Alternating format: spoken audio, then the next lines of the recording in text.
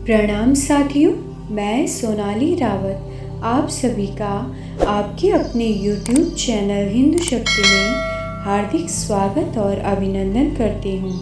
आज की इस वीडियो में हम बात करने जा रहे हैं शिव तांडव स्तोत्र के बारे में, जिसे सुनने से और पढ़ने से हर व्यक्ति की मनोकामनाएं पूरी होती हैं। स्तोत्र का अर्थ होता है स्तुति करना। यहाँ पर कई श्लोकों को एक साथ जोड़ने से एक स्तोत्र की रचना होती है। कहते हैं कि शिव तांडव स्तोत्र को घर में नहीं बजाना चाहिए या फिर इसे नहीं गाना चाहिए। जब तक हमें किसी भी चीज़ के बारे में पता नहीं होता, हम लोग यही कहते हैं। शिव तांडव स्तोत्र में ऐसा कुछ भी नहीं है जिससे भगवान का रुद्र रूप देखने को मिल रहा है। इस शिव तांडव स्तोत्र में यह बताया गया है कि भगवान शिव ने अपने शरीर में क्या क्या धारण किया है, कैसे उनका स्वभाव है, यह सब बताया गया है। इसीलिए इसका एक एक अर्थ जानना सभी के लिए अवश्य ज़रूरी है। इन श्लोकों का अर्थ बताने से पहले हम इसके बारे में जानेंगे कि इसकी उत्पत्ति कैसे हुई थी, कैसे यह शिव तांडव स्तोत्र बना था। शिव तांडव स्तोत्र की रचना लंकापति रावण ने की थी। रावण एक महान विद्वान और शिव भक्त था। रावण ने भगवान शिव से बहुत सारे वरदान प्राप्त किए थे, जिसके कारण उसे अपनी शक्ति से घमंड हो गया था। एक बार जब रावण कैलाश पर्वत के निकट से गुजर रहा था तो उसने कैलाश पर्वत पर जाने की सोची, लेकिन वह पर्वत पर चढ़ नहीं पाया।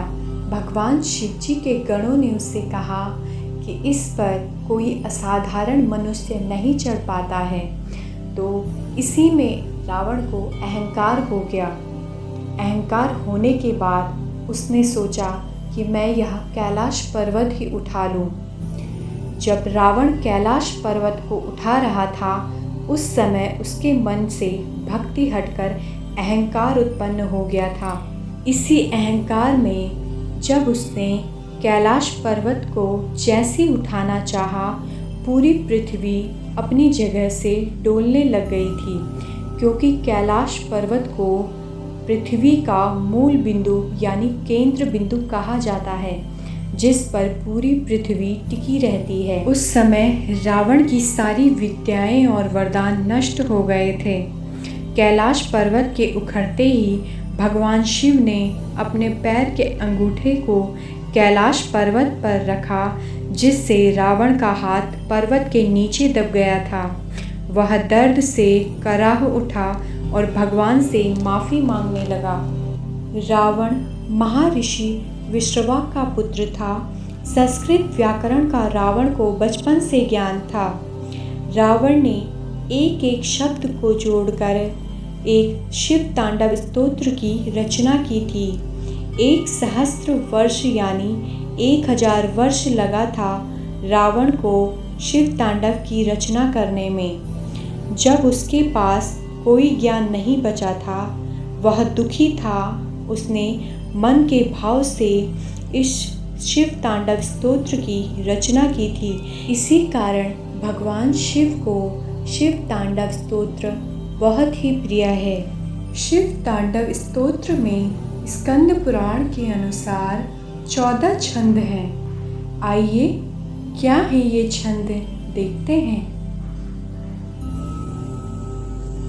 जटाटवी गलज्जल प्रवाह पावित स्थले गले विलंब्य लंबिताम्बुजंग तुंग मालिका टमट्टमट्टमन्निनाद वट्टमर्वय चकार चंड तांडवं तनोतु न शिवा शिवम्।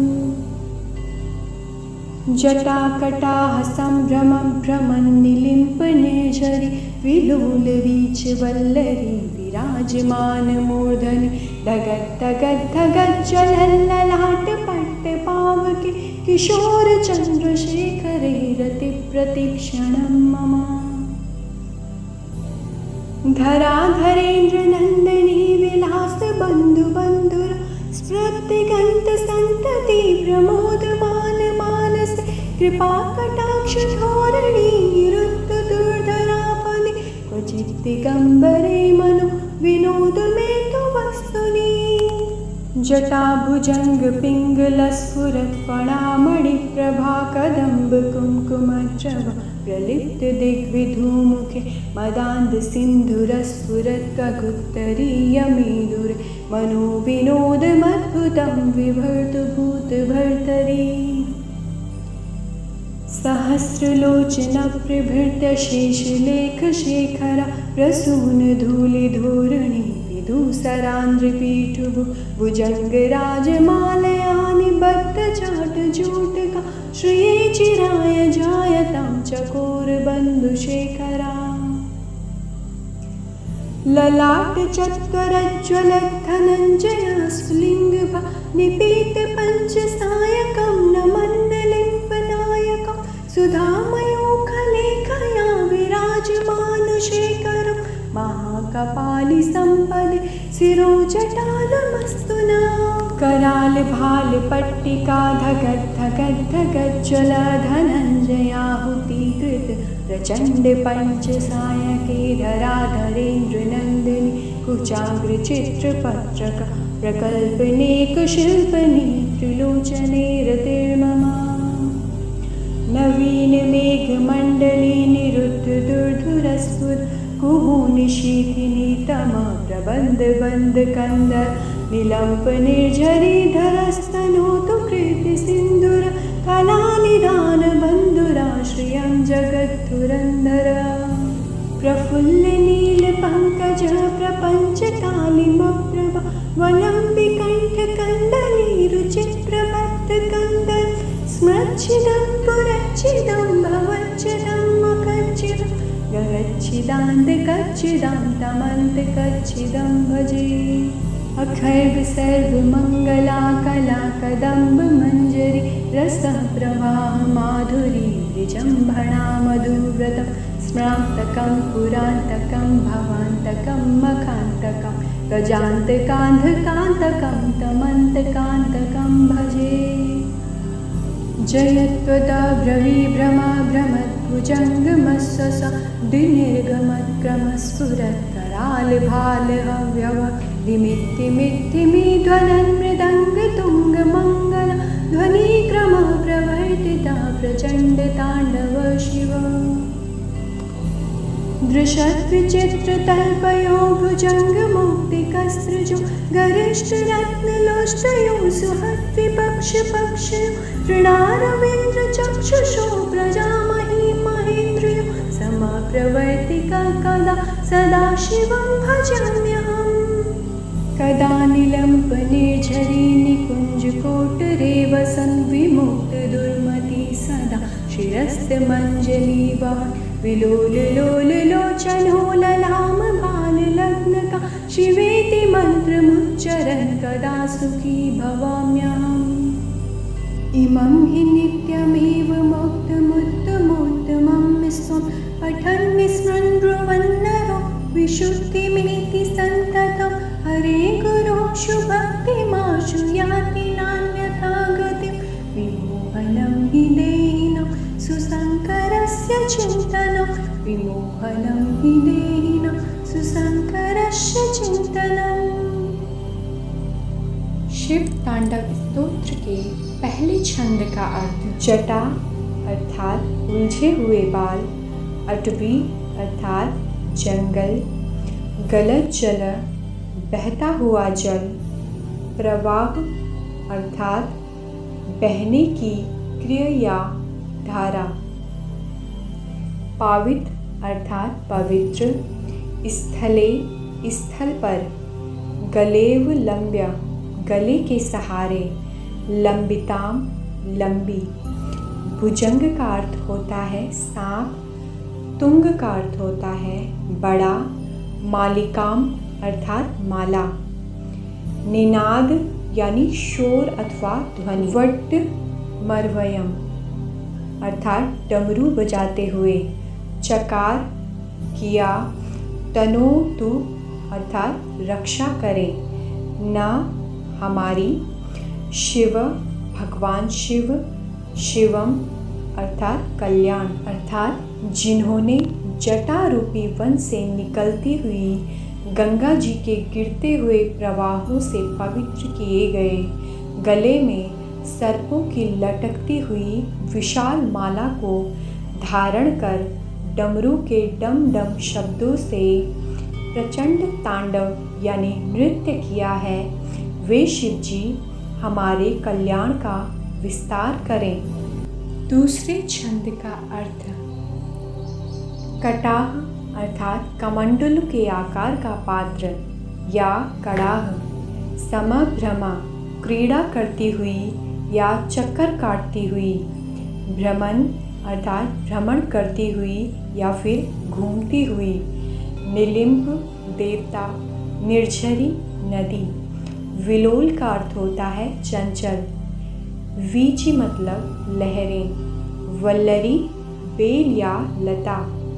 विराजमान प्रदीप्ति होती हुई या चमकती हुई। मूर्धनी सिर के ऊपर। धगत धगत यानी धधकती। ज्वला तेजी से जलती। ललाट पट्ट अर्थात भाल प्रदेश। पावक अग्नि। किशोर चंद्र अर्थात बाल चंद्र।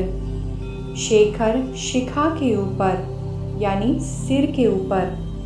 रति अर्थात प्रीति या प्रेम।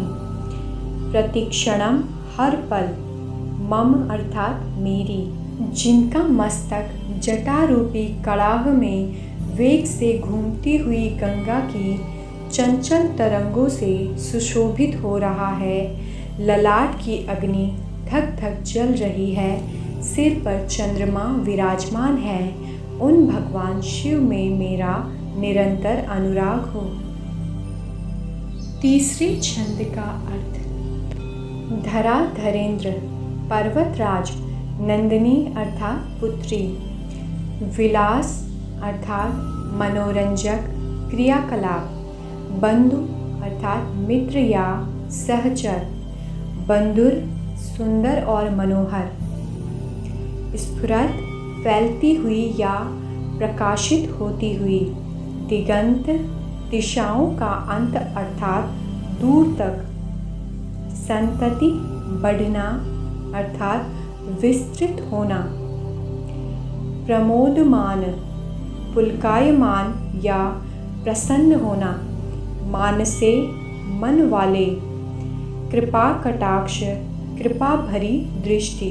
धोरणी अटूट क्रम या अनवरत। निरुद्ध दूर होना। क्वचित ऐसे किसी दिगंबर का अर्थ होता है जिसके वस्त्र दिशाएं हैं अर्थात जिसका शरीर नग्न है। मनो मन। विनोदम अर्थात मन बहलाओ। वस्तुनि वस्तु में। गिरिराज किशोरी पार्वती के शिरोभूषण से समस्त दिशाओं को प्रकाशित होते देख जिनका मन आनंदित हो रहा है या जिनका मन प्रसन्न हो रहा है, जिनकी निरंतर कृपा दृष्टि से कठिन दुख का भी निवारण हो जाता है, ऐसे किसी दिगंबर तत्व में मेरा मन आनंद प्राप्त करे। अतः उम्मीद है आप सभी को यह छंद अच्छे से समझ में आए होंगे। अगर इसमें कोई गलती हुई है तो उसके लिए कमेंट में ज़रूर बताएं। साथ ही आगे के छंद हम आपको अगले भाग में बताएंगे। इस वीडियो को लाइक और शेयर करना ना भूलें। सब्सक्राइब करें हिंदू शक्ति को और बेल आइकन बटन दबाएं। धन्यवाद। जय हिंद, जय भारत, जय उत्तराखंड।